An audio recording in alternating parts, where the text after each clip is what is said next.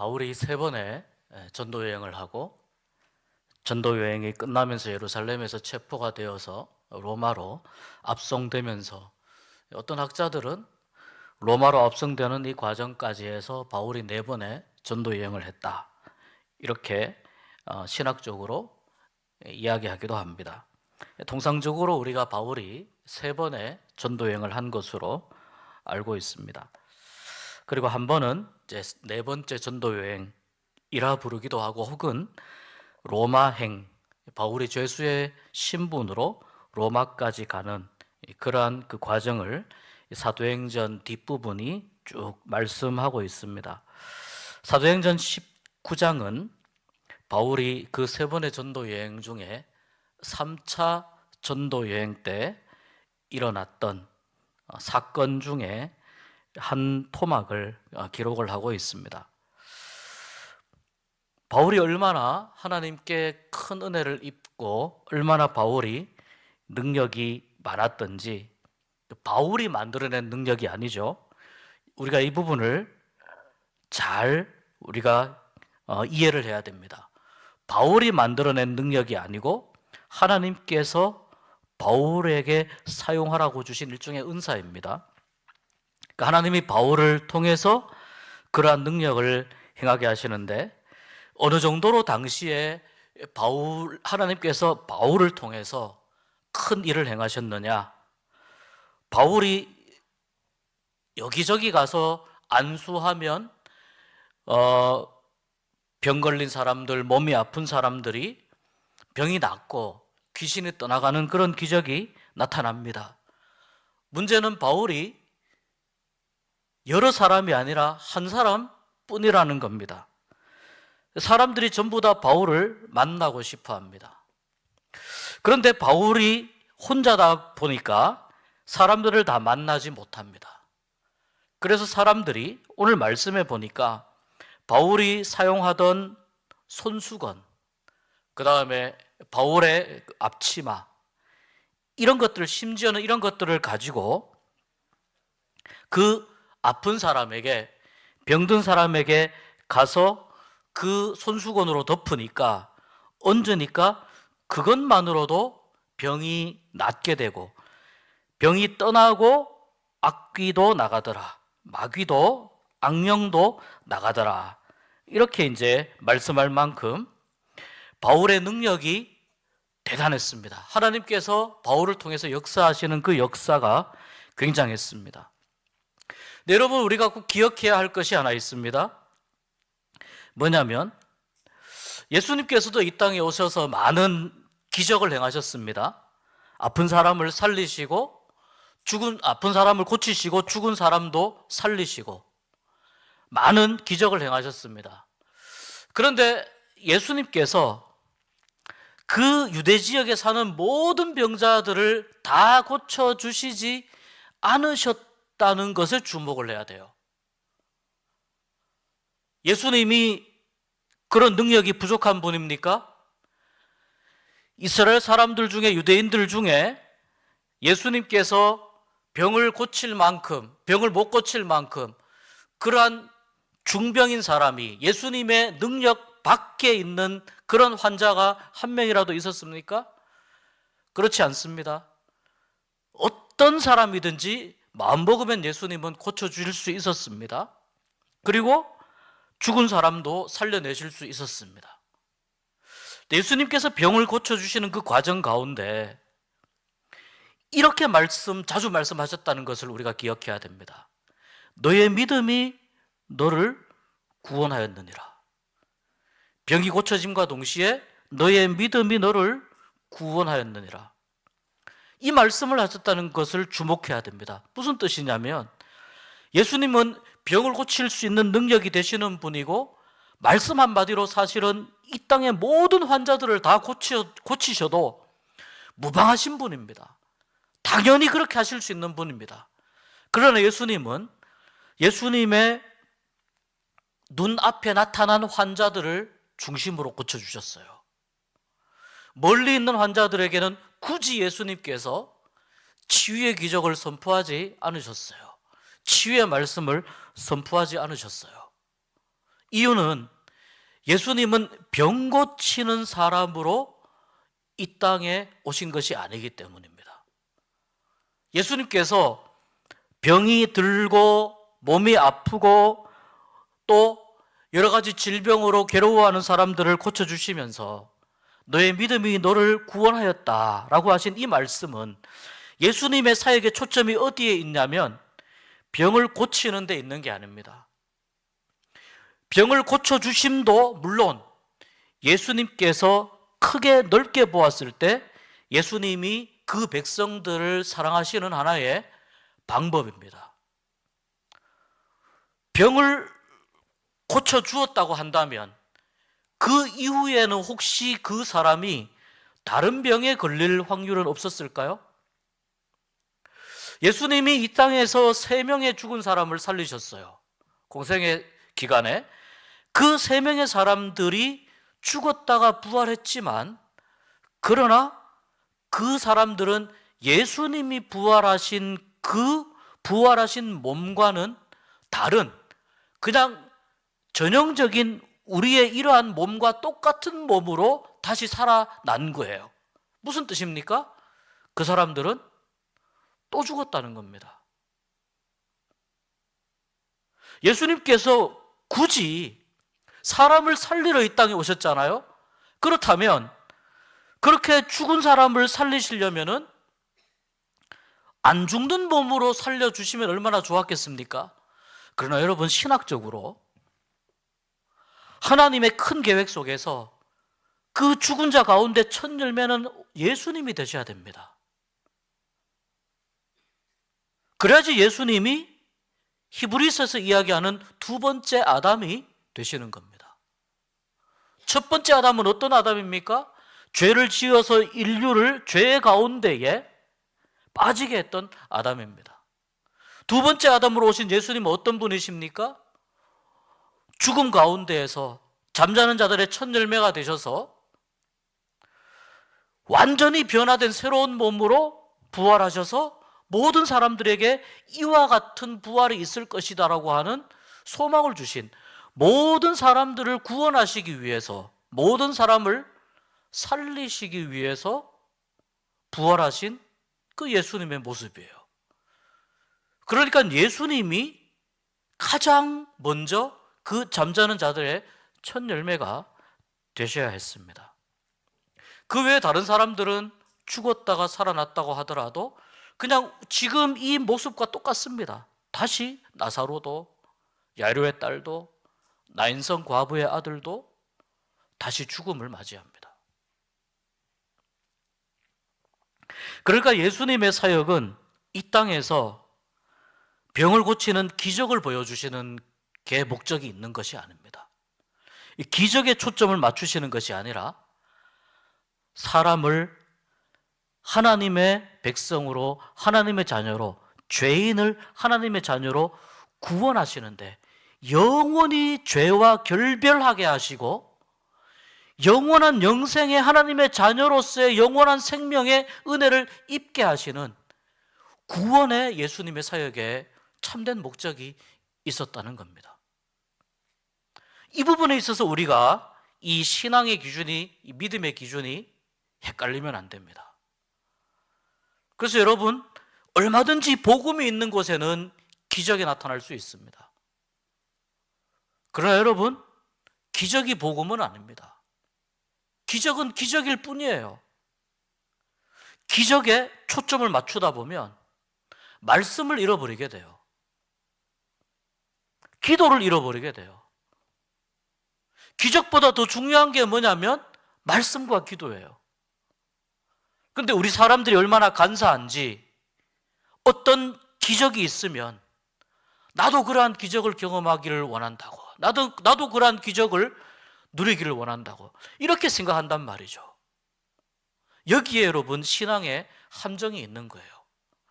여러분, 오늘 제가 왜 이 말씀을 이렇게 시작하냐면은 바울이 그만큼 하나님께서 바울을 통해서 능력을 행하셨지만 하나님은 역시 바울을 통해서도 마찬가지예요. 말씀을 가르치고 복음을 전하는 데에 초점이 있는 거예요.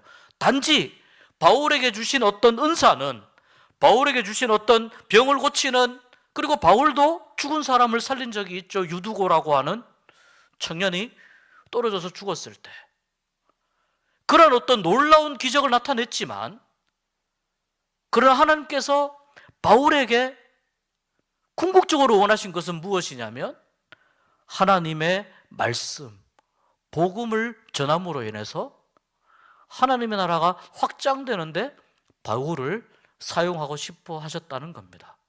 그러니까 오늘의 이 말씀도 그런 관점에서 읽어야 우리가 신앙의 기준을 잘 잡을 수 있게 됩니다. 제가 방금 드린 이 어떤 요 기준을 잘 기억하시면은 오늘 말씀을 해석하는데 그렇게 어렵지가 않습니다. 자, 보세요. 손수건을 갖다가 얹었더니 병이 막 나아버립니다. 바울이 신과 같은 존재가 될 수 있는 겁니다. 실제로 로마로 가던 그 과정 가운데 바울이 어느 섬에서 멜리데라는 섬입니까? 거기에서 신과 같은 존재로 그렇게 인정을 받은 적이 있죠. 왜냐하면 독사가 바울의 손을 물었는데 바울이 독사에게 물리고도 죽지 않았어요. 그래서 그 섬의 사람들이 바울과 실라를 신과 같은 사람으로 그렇게 이렇게 막 떠받들고 인정하는 모습이 나옵니다. 오늘 말씀도 다르지 않습니다. 병든 사람에게 앞치마를 갖다 얹으니까 병이 막 나아버립니다. 바꾸어 말하자면 얼마나 사람들이 간절했겠습니까? 마치 12회를 혈루증으로 앓던 여인이 예수님의 뒤에서 옷자락만이라도 잡고자 하는 그 간절함과 그러한 사모하는 마음 때문에 병으로 너무 고통스러워하고 너무 괴로워하고 너무 힘들어하니까 바울의 소지품이라도 가져다가 이렇게라도 하면은 병이 나을까 싶어서 그렇게 응급 처방으로 한 것인데 실제로 병이 나았더라, 이런 이야기입니다. 12절이. 자, 문제가 뭐냐면 이렇게 해서 사람들이 하나님께 다 영광을 돌리면 되는데, 이렇게 해서 사람들이 하나님 앞에 회개하고 돌아오면 되는데, 자, 여기서 부작용이 발생합니다. 오늘은 그 부작용에 관련된 말씀입니다. 13절에 보니까 이에 돌아다니며 마술하는 어떤 유대인들이, 자, 여러분, 여기가 지금 이 바울이 지금 이렇게 기적을 행하는 이 동네가 어디냐면 에베소입니다. 우리가 지금 수요일에 에베소서 깊이 읽기 하고 있잖아요. 에베소입니다. 바울이 에베소에서 3차 전도여행 때 오래 머물렀어요.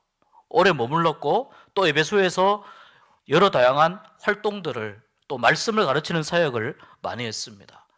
에베소가 어떤 도시입니까? 에베소는 우상 숭배의 도시입니다. 본질적으로 헬라신 그리스 그 신화에 나오는 그러한 우상들이 이 에베소에 많이 신전들이 많았기 때문에 그런 데서 그 많은 사람들이 우상을 숭배했습니다.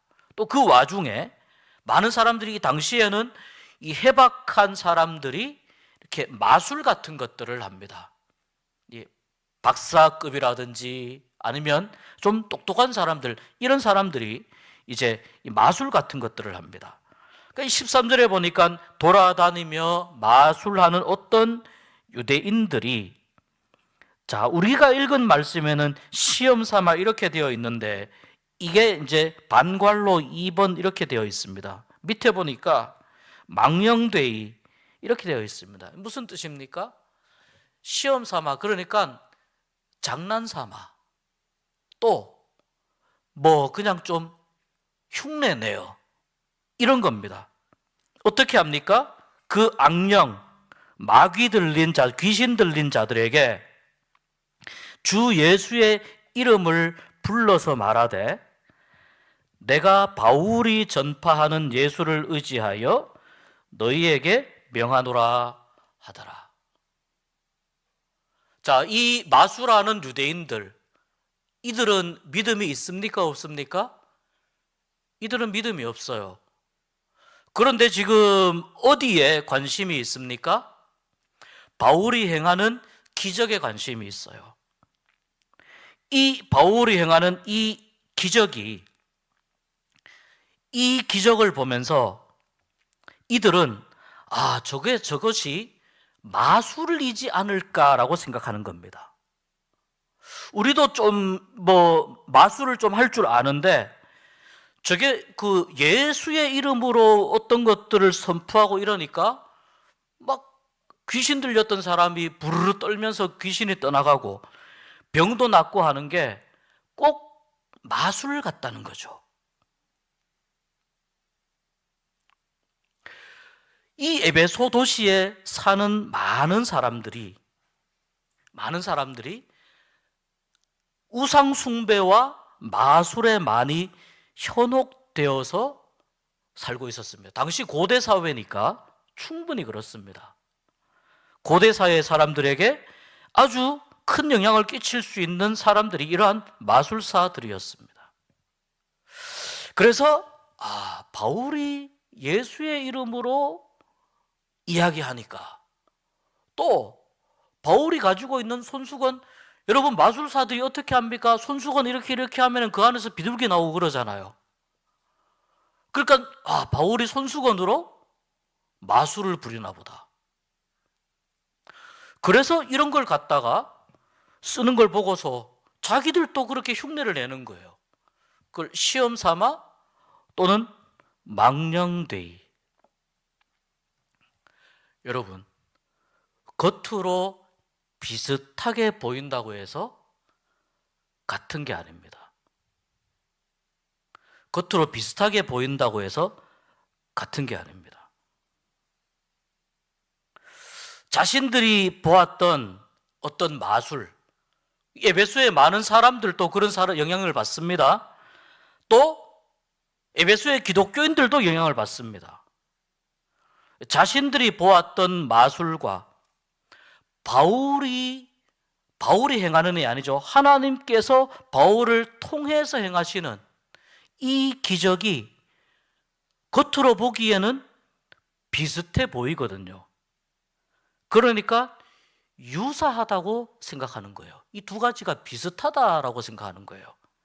여러분, 이 두 가지가 어떻습니까? 본질적으로 완전히 다른 일입니다. 본질적으로 완전히 달라요. 비슷해 보인다고 같은 것이 아니에요.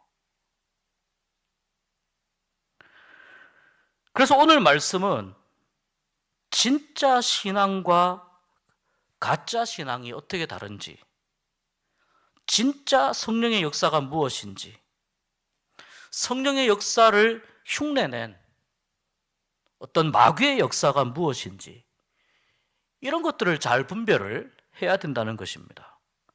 성경에 이런 기록들이 나옵니다. 하나님께서 모세를 불러서 바로 앞에 가서 이스라엘 백성들을 해방시켜라, 이스라엘 백성들을 풀어서 보내어라, 출애굽시켜라, 그렇게 이야기하라고 했습니다. 처음에 이 모세를 통해서 보여주신 하나님의 기적이 무엇입니까? 지팡이가 뱀이 되는 겁니다. 그걸 바로 앞에서 모세가 시연합니다. 자, 모세가 지팡이를 던지니까 지팡이가 뱀이 됩니다. 그 바로의 마술사들도 자기들 지팡이를 던져서 뱀을 만듭니다. 거기서 모세의 지팡이가 바로의 마술사들의 이 지팡이를 다 잡아먹습니다. 자, 이게 첫 번째 하나님이 보여주신 기적입니다. 자, 그리고 이제 본격적으로 10가지 재앙의 첫 번째 재앙이 시작이 됩니다. 첫 번째 재앙이 뭐죠? 이집트의 그 나일강이 피로 변하는 거죠. 이 나일강이 피로 변하는, 물이 피로 변하는 이 기적을 하나님께서 행하셨는데, 성경에 보면은요, 이집트 마술사들이 그것을 그대로 따라했다고 기록하고 있어요. 그대로 따라했다고.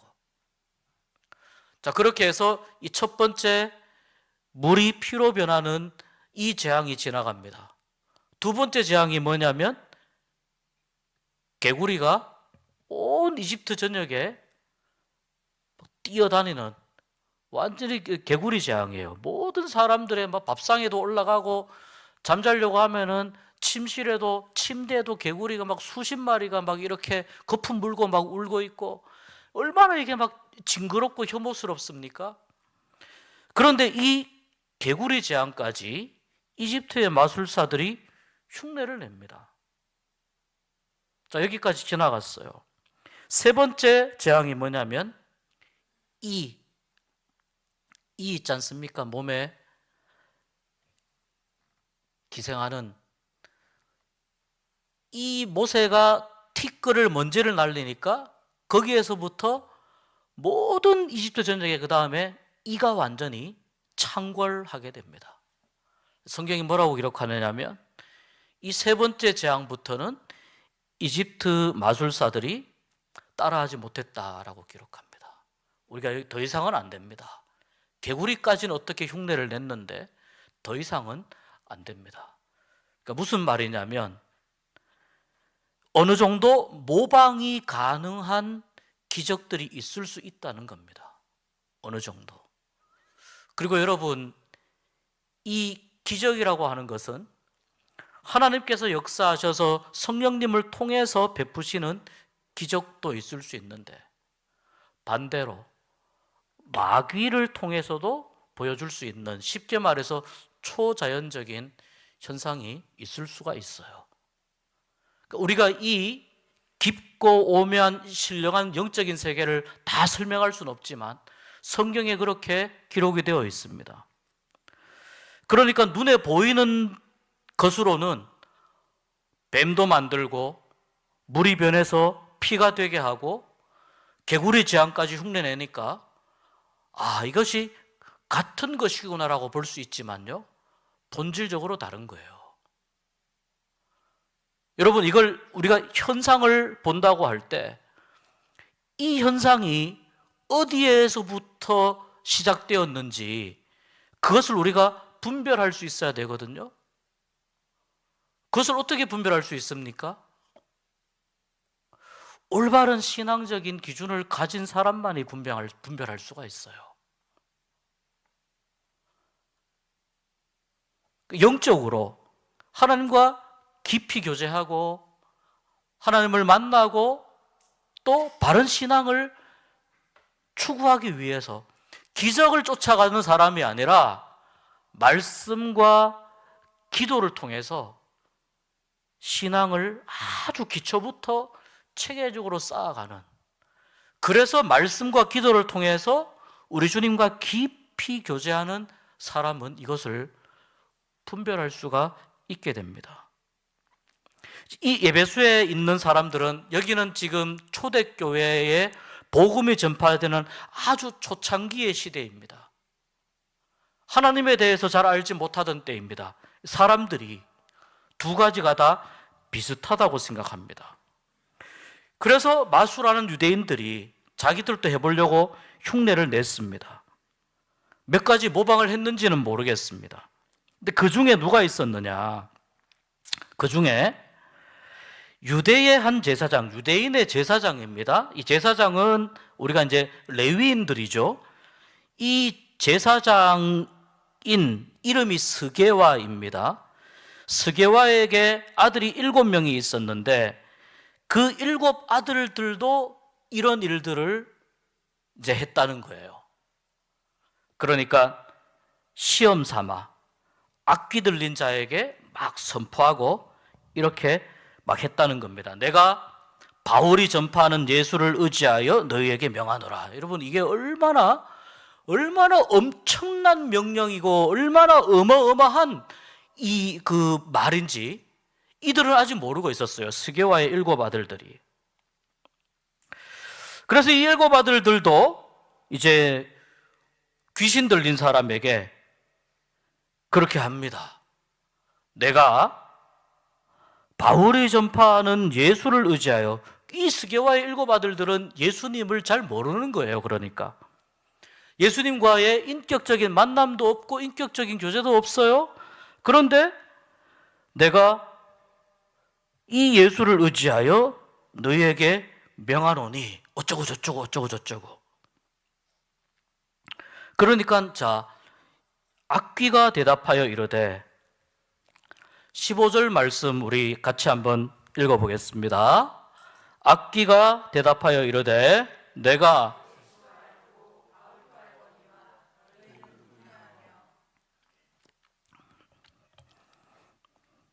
여러분의 엄청난 이야기입니다.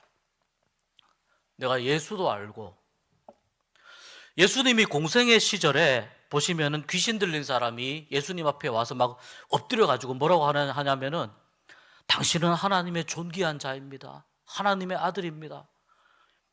이게 귀신이 예수님에게 신앙 고백하는 겁니까? 예수님의 사역을 방해하는 거죠. 미리 말하자면은 선수를 치는 거예요. 그렇게 해서 예수님의 사역을 방해하는 겁니다. 이 귀신이 이야기합니다. 내가 예수도 알고 바울도 알거니와 너희는 누구냐? 그리고 이 악귀 들린 사람이 그들에게 뛰어올라, 누굽니까? 스게와의 7 아들들에게 뛰어올라서 그들을 쉽게 말하자면 눌러서, 요즘 뭐 UFC 종합격투기 같은 데 보면은 태클 걸어서 위에서 제압을 하잖아요.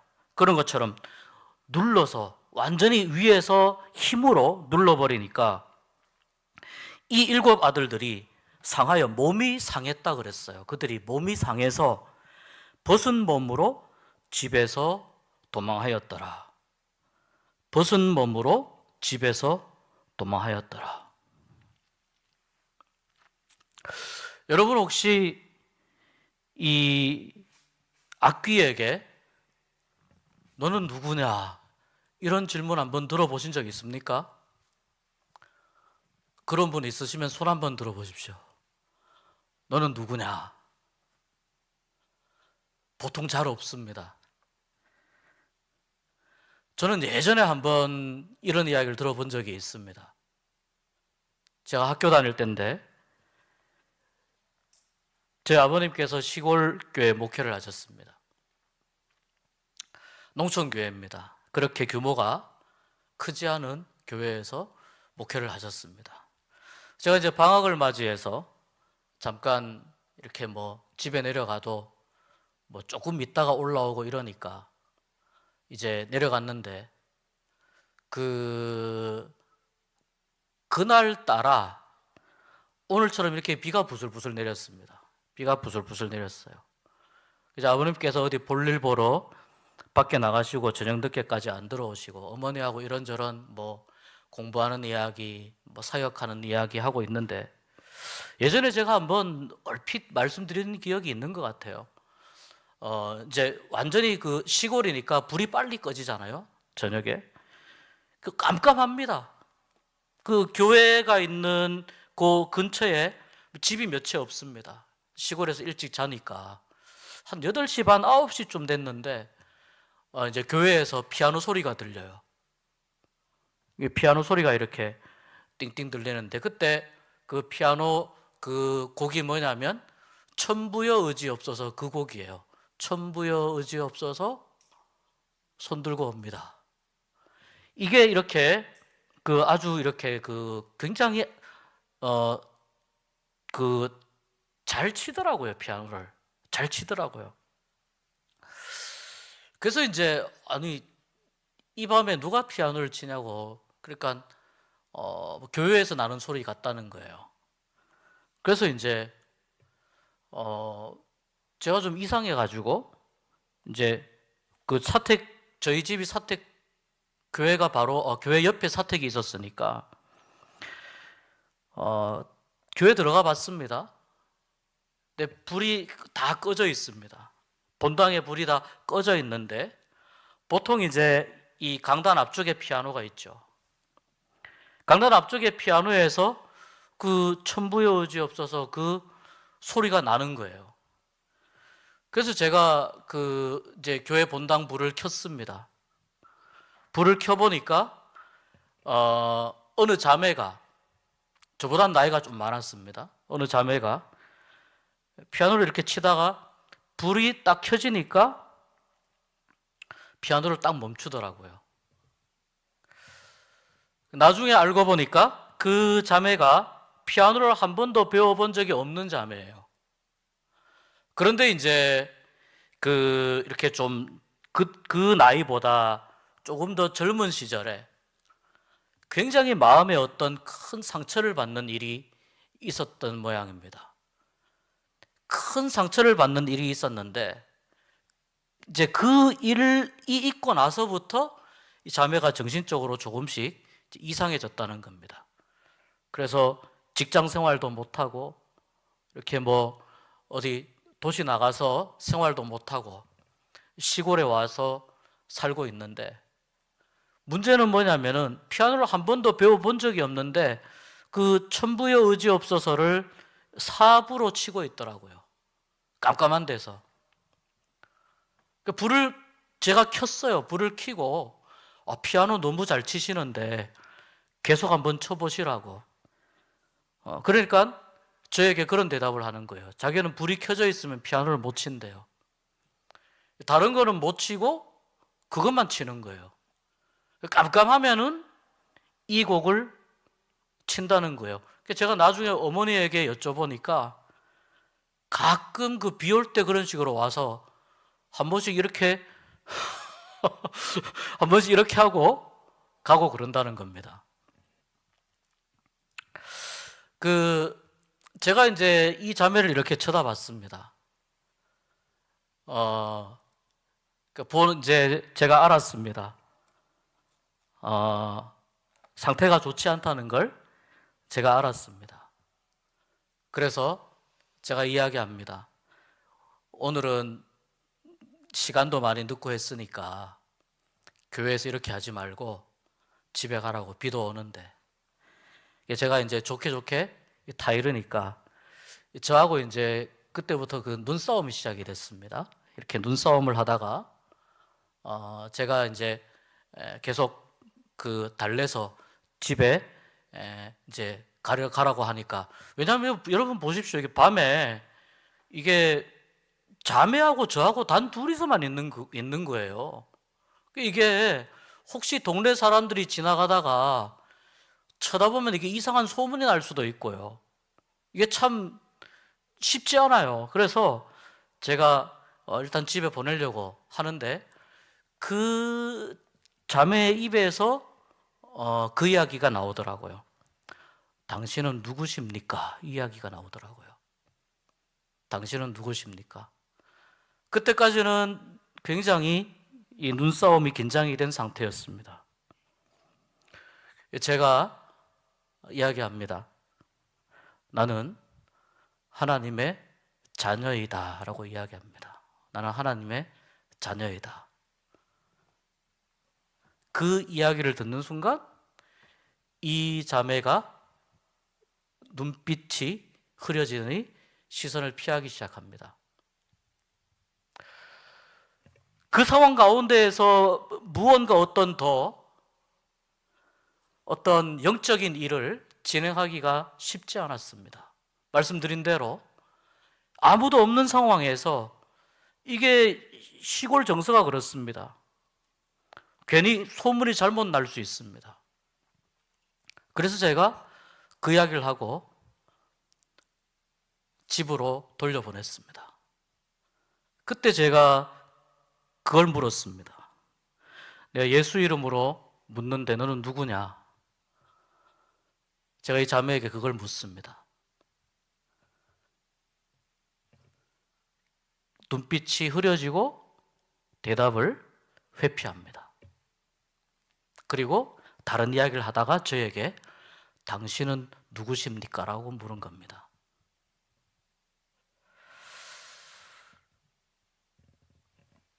제가 이렇게 학교 다니고 교회 사역하면서 이런저런 이제 하나님께서 그 경험하게 하시는 그런 영적인 일들도 종종 있고 이런저런 일들을 경험하는데, 당신은 누구십니까? 라고 하는 질문을 그때 처음 받아봤습니다. 근데 제가 그 질문을 딱 받는 순간 그 이야기 말고는 다른 대답할 게 없는 거예요. 그 이야기 말고는 다른 대답할 게 없는 거예요. 여러분, 사탄은요, 우리가 신앙적으로 미처 준비되지 못한 허점을 노리는 경우들이 굉장히 많아요. 예수님을 사탄이 시험할 때 뭘 가지고 시험했습니까? 성경 말씀을 가지고 시험했어요. 우리보다 사탄이 성경 공부를 더 많이 할지도 몰라요. 우리보다 성경을 훨씬 더 잘 알아요.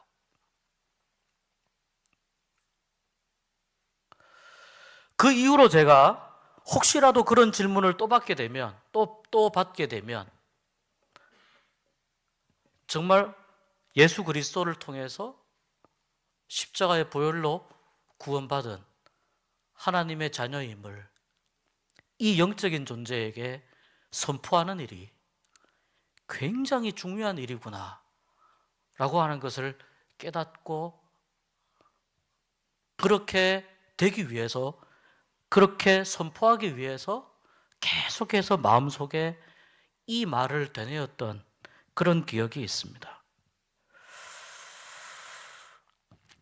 여러분, 제가 이런 저의 개인적인 이런 이야기를 말씀드리는 이유가 어떤 이런 경험이 있고 없고의 문제가 아니고, 사탄은 우리에게 우리의 믿음이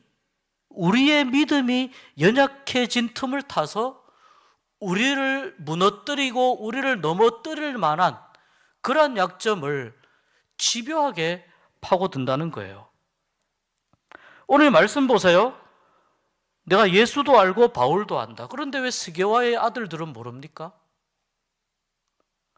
왜 스게와의 아들들은 모릅니까? 당연히 알아봐야 되는 것 아닙니까?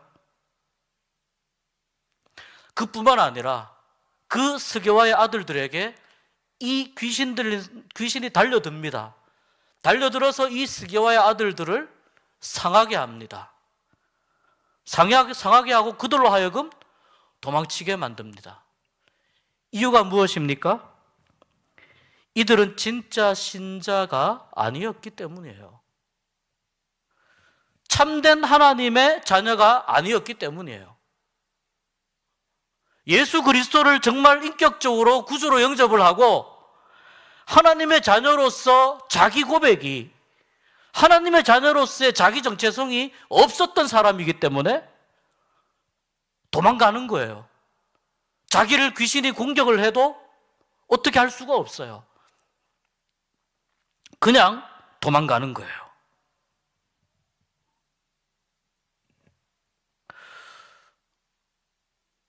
하나님은 우리에게 예수 그리스도를 통해서 십자가의 보혈로 우리의 죄를 사하시고 우리로 하여금 구원을 얻게 하셨는데, 이것이 하나님께서 우리에게 주신 선물이요 은혜인데, 여러분, 이 초대교회 때로부터 오늘날에 이르기까지 예수 그리스도를 진정으로 만나지 못하고 고백하지 못하고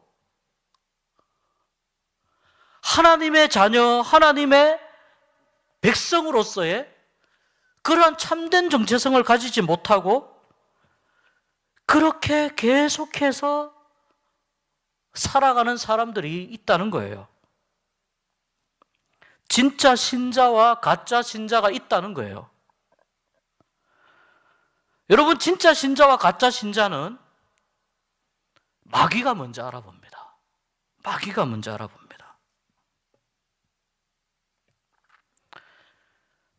예수님에게 귀신 들린 사람이 엎드려서 당신은 하나님의 아들입니다. 하나님의 존귀한 자입니다. 이렇게 이야기한 것처럼 먼저 알아봅니다. 영적인 싸움이기 때문에. 귀신이 예수님을 구주로 영접하기 위해서 그런 것이 아닙니다. 영적으로 예수님의 사역을 방해하기 위해서입니다. 자, 예수님을 그렇게 영적으로 방해하려고 하는 그런 정도의 시도를 했다면은, 하물며 우리에게는 어떻겠습니까, 여러분? 우리를 넘어뜨리는 것은 이 사탄에게 있어서는 너무너무 쉬운 일입니다. 우리를 넘어지게 하는 것은 너무 쉬운 일입니다.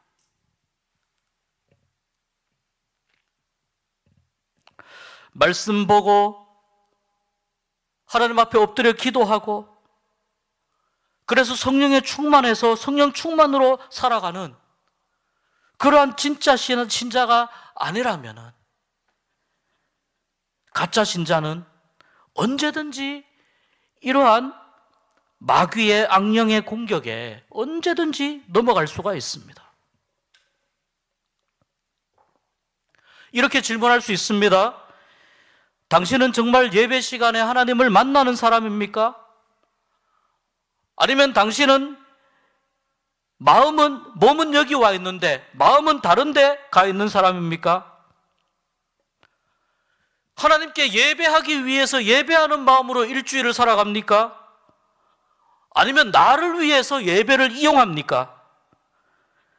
기도를 흉내내는 사람입니까? 아니면 정말 기도하는 사람입니까?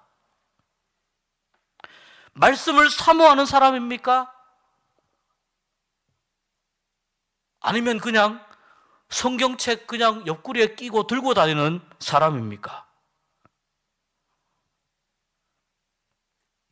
하나님을 섬긴다 하면서 그 마음속에 다른 신을 섬기는 사람입니까? 다른 우상을 섬기는 사람입니까? 아니면 정말 하나님이 내 삶의 주인이고 하나님이 우리 가정의 주인이시고 하나님이 이 교회의 주인이심을 정말 믿고 고백하며 하나님을 따르는 사람입니까? 말씀에 순종하기 위해서 몸부림치는 사람입니까? 아니면 말은 정말 그렇게 하지만 사실은 내가 내 삶의 주인이야, 이렇게 생각하면서 살아가는 사람입니까?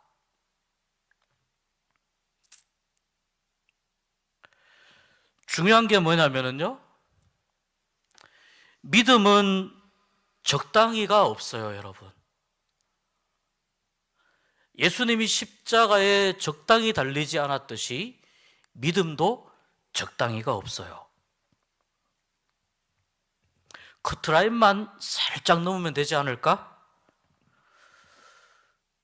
그런데 그 커트라인이 우리가 생각하는 그런 게 아닙니다.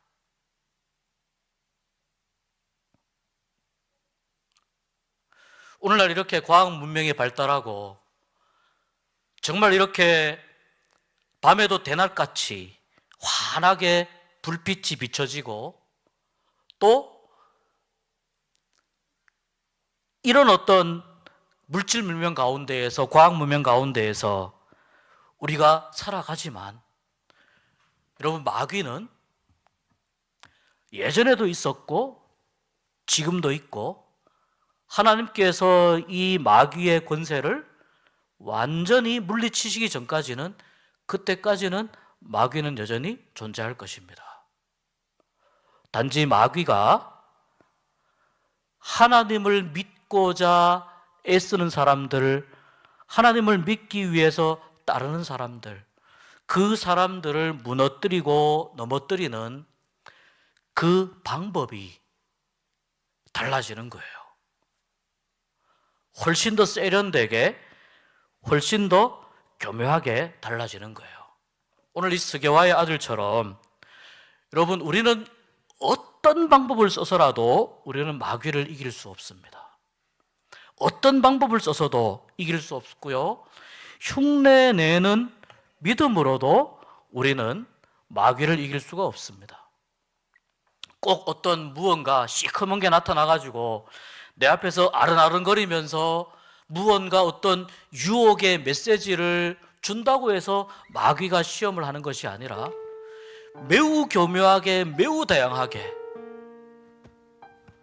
때로는 내 마음이 교만해지는 것을 이용해서, 때로는 내 마음속에 거짓을 불어넣어서, 때로는 나로 하여금 음욕에 불붙게 해서, 때로는 하나님의 법을 멀리 떨어지게 해서, 여러 다양한 방법으로 때로는 우리의 삶의 여러 가지 구체적인 상황들을 이용해서 우리를 끊임없이 넘어뜨리기 위해서 그렇게 우리에게 접근해 옵니다.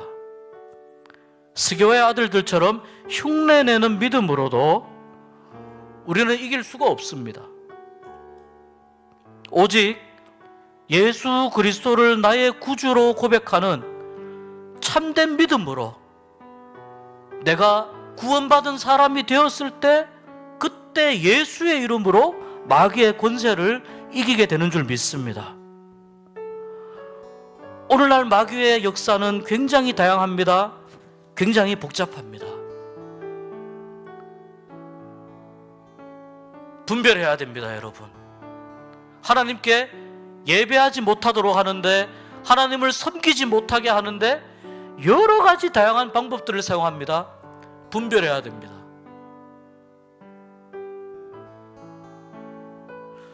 나에게 성령으로 충만케 하여 주시옵소서. 하나님의 은혜로 나에게 함께하여 주시옵소서. 간절히 몸부림치면서 주님 앞에 나가지 않으면 마귀가 묻습니다.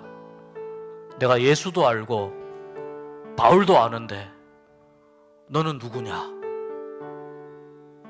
묻습니다. 나는 하나님의 자녀다. 너는 내가 보기엔 하나님의 자녀가 아닌데? 네가 지금 그러한 모습을 가지고 그러한 마음으로 정말 하나님의 자녀라고 말할 수 있느냐? 구원받았다고 말할 수 있느냐? 내가 너의 믿음을 아는데?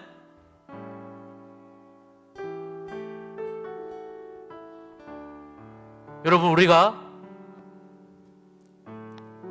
하나님 앞에 진실할 수 있기를 원합니다. 우리가 하나님 앞에 기도하며 나갈 수 있기를 원합니다. 갚을 길 없는 그 구원의 은혜 우리에게 주셨는데 이미 우리는 결과를 알고 싸우는 싸움을 싸우는 거예요. 결과를 알고 싸우는 거예요. 단 하나예요, 여러분.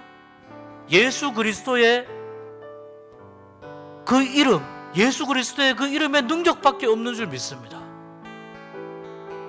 여러분, 함께 찬양하고 기도할 때에 오늘 하나님을 간절히 불렀으면 좋겠습니다. 하나님, 나를 만나 주시옵소서. 내 마음에 더럽고 지저분한 거 성령의 불로 불태워 주시고, 내가 어떤 영적인 싸움에서도 이길 수 있도록, 넘어가지 않도록 나를 붙잡아 주시고 성령으로 충만케 하여 주시옵소서. 이렇게 기도하면서 나갈 수 있는 오늘 이 밤 될 수 있기를 주님의 이름으로 축복합니다.